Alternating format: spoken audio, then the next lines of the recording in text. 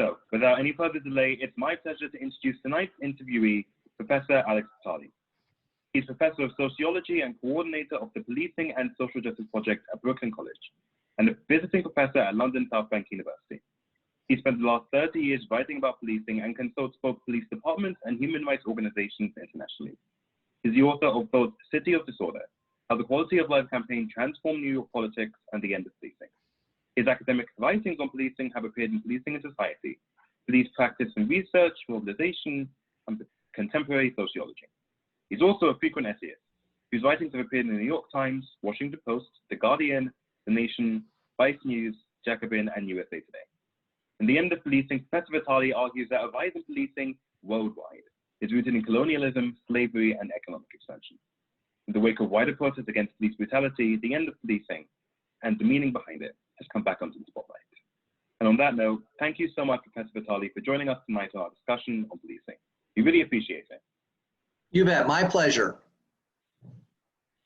So our first question tonight is, towards the beginning of the end of policing, you mentioned a sort of bipartisan belief that the police exist to protect us, as well as how the media and the pop culture reinforce that belief.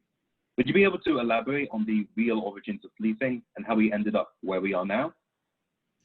Right, we sort of start this conversation by imagining that policing is something that sort of always existed. And in fact, policing is a fairly recent invention. It's a very modern institution, for the most part, less than 200 years old. Many people point to the London Metropolitan Police, formed in 1829, as the first real modern police department, created by Sir Robert Peel, Bob, the Bobbies. But what people don't talk about is, where did Robert Peel get this idea for this new civilian, professional, uniform, 24-hour force? Well, prior to developing the London Metropolitan Police, he was in charge of the English occupation of Ireland, a colonial project. And he develops a number of hybrid forms of policing that kind of are not quite the military and not quite like what we think of as modern police, things like the Irish Peace Preservation Force. And he develops these tools in part because the British military at that time is tied up in Europe fighting Napoleon. And also the British Treasury is somewhat emptied out as a result of this. So he's forced to come up with these new forms. When he goes back to London, excuse me, he's confronted by this massive influx of formerly agricultural workers who've been displaced, flooding into cities as part of the new industrial revolution. And this population is becoming a source of disorder and crime and political organizing and strikes and bread riots. And he develops the London Metropolitan Police to basically mold this population into a stable and largely politically docile working class for the new industrial economy. In the US, our northern police departments have the same kind of historical function, but also in the US, we had our own forms of colonial policing, things like the Texas Rangers, or in Canada, you know, the Canadian Mounted Police. These were colonial forces that were designed primarily to drive out indigenous populations and to exterminate some of them, as well as driving out earlier settlers such as Spanish and Mexican landholders to make way for white settlement. And finally, in the US South, policing emerges in relationship to slavery. Yes, we have rural slave patrols, but the connection to modern policing is less clear there than it is in the big cities, places like Savannah, Charleston, New Orleans, that have very large slave populations that live with the person who owns them, but they work in other settings, on wharves, in little workhouses and warehouses for wages that are returned to their owners. And in many of these places, there are more slaves moving around every day than there are whites. And there's a tremendous fear of slave uprisings. And so they create their own forms of modern policing. So the Charleston City Watch and Guard, formed in the late 1700s, in my opinion, is actually the first modern police department, but the law that it's enforcing is the law of slavery. And so, in regards to the idea that police protect us, we're obviously watching a big shift in public opinion. Back in early June, polls showed that a majority of Americans thought that the burning down of the Minneapolis Police Department precinct was justified. 74% of Americans believe that violence against civilians by police forces is a major problem right now.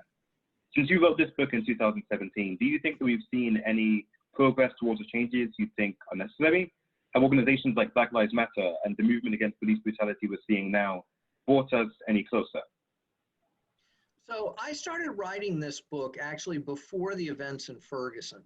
You know, I had the deal with my publisher, but I kind of set it aside for a couple of years, in order to take part in the public conversation that was happening immediately in the wake of the killing of Mike Brown and Eric Garner and Tamir Rice and so many others. And then I came back and finished up the book. But during that time, what I've seen traveling around the country, which I've been doing, was doing nonstop before COVID, was a transition away from an agenda of trying to reform the police through a series of procedural reforms like implicit bias training and community policing and body cameras, towards a new analysis that says that there's very little evidence these reforms work, in part because they don't get to the root of the problem, which is the decision to use police to solve major problems in our society. And what we saw this summer was the kind of culmination in some ways of a lot of on-the-ground organizing that had been going on under the radar in dozens of cities, where people were shifting from saying we want more community policing to we want more funding for community-based services so we don't have to rely on police so much. And so that to me is very exciting. And more large civil rights organizations, activist groups, and individuals and academics are making that shift away from what I argue are superficial and ineffective procedural reforms to questioning why it is we've turned every social problem under the sun over to the police to manage. And so now probably one of the most common pushbacks you may get is about safety. And in a society where the police are de-emphasized, the average American is obviously going to be concerned about safety. As a policing community-based organizations might fail from time to time, every system of crime management will obviously have its shortcomings. And knowing it isn't 100% possible to completely get rid of every crime ever, what happens in the event of sorts of violent crimes? Do we invest into community self-defense, encourage responsible weapons training, or do you propose something else to make sure that we can ensure safe? So you make an important point, which is I'm not imagining there is some perfect system out here. Certainly the system we have is not perfect. I mean, we have cities filled with police, and yet we continue to see tons of violence and crime and all kinds of other harms that are committed against people that are not even considered a police matter. Things like wage theft, environmental pollution. These things are not even dealt with by police, and yet they can have a huge impact on the health, safety, and well-being of communities. What I'm imagining, and what people in the defund the police movement or police abolition movement are imagining, is new systems to put in place that will actually make places safer than they are today. Because ultimately, this is a public safety movement, led primarily by people who have experienced a profound lack of safety in their lives, who've been the victims of violence in their homes and communities, and sometimes at the hands of police, who for many communities have not really been a successful source of producing safety, either because they don't actually solve much violent crime, or because they actually are a source of violence themselves and in the community. And this produces measurable negative health outcomes in these communities. There are parts of the United States where police commit 10, 12, 14, 15% of all homicides in a community.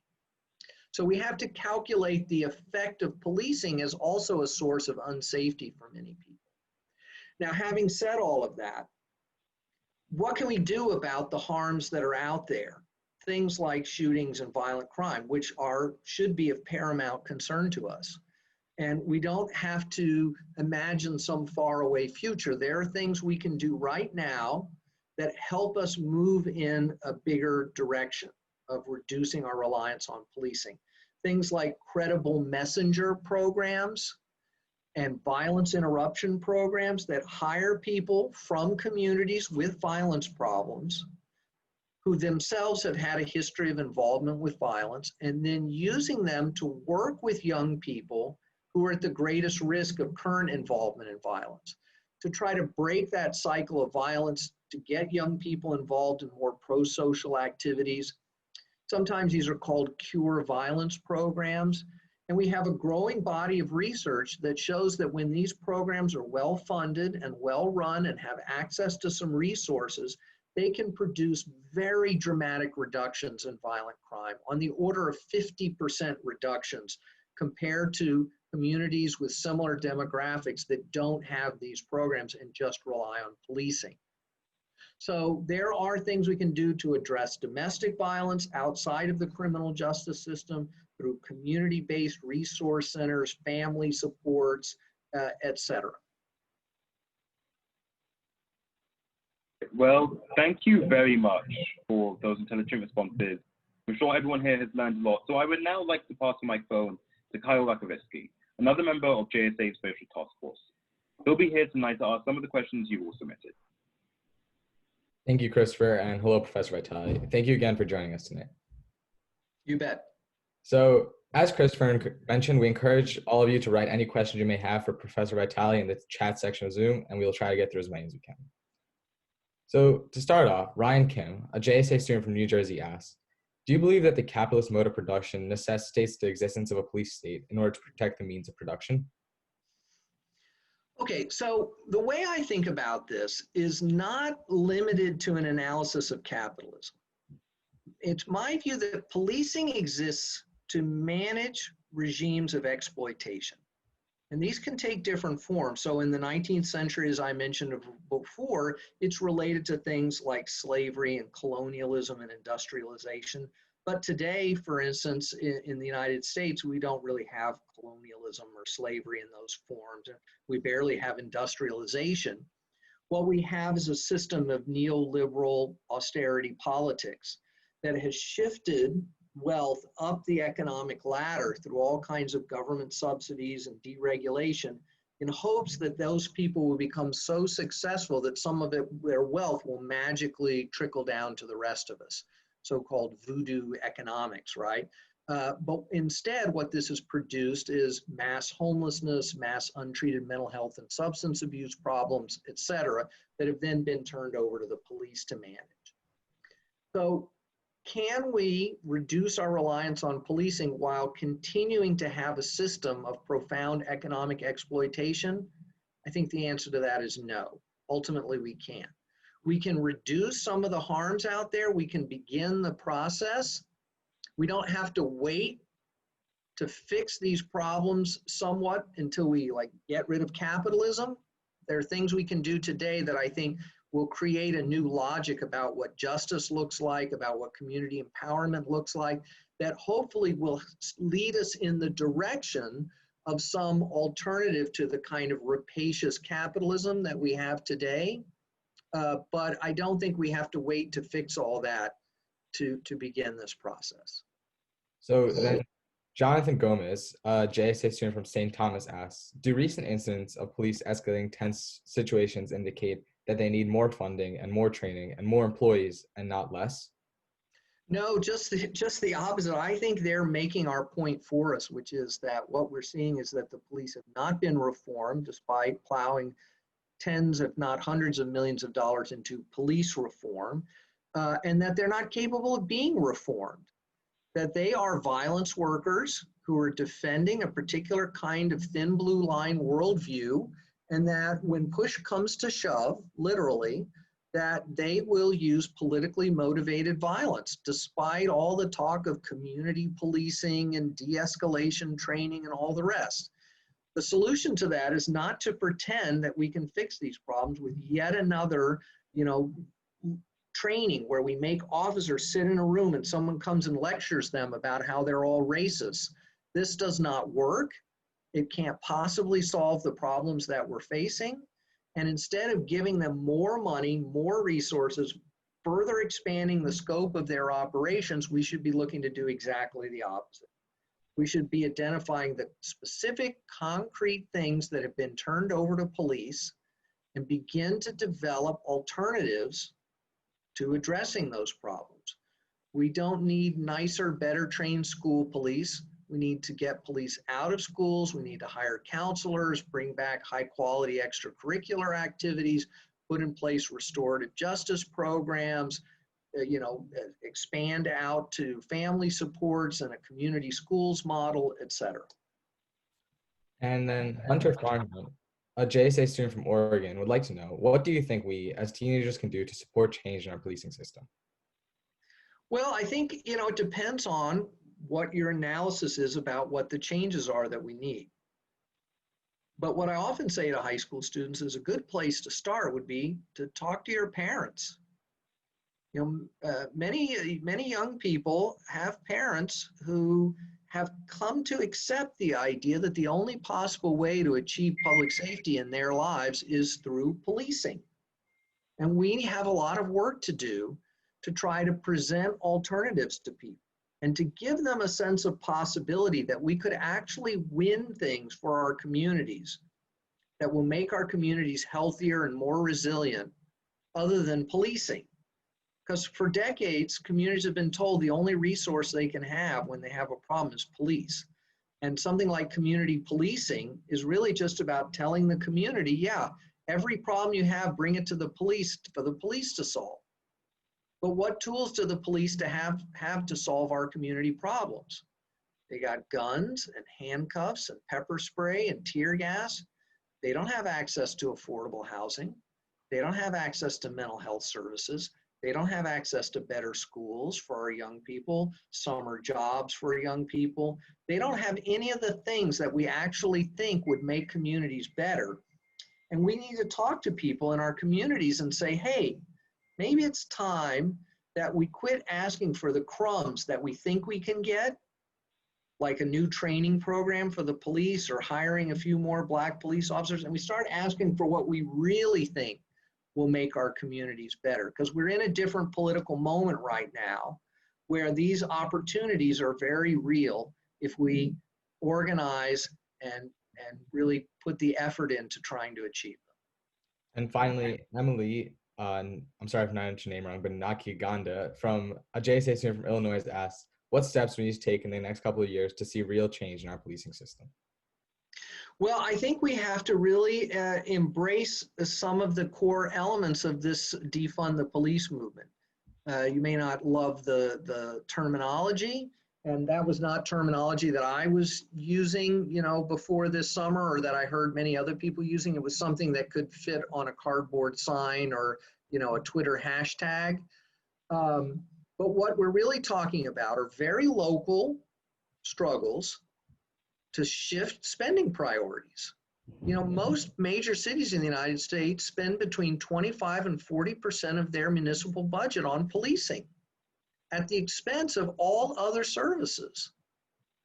And this is not some kind of utopian, revolutionary, pie in the sky organizing. This is about going to budget hearings and lobbying local city council members and writing letters to the editor. This is very straightforward politics, but it's motivated by a more kind of radical analysis about what really constitutes justice.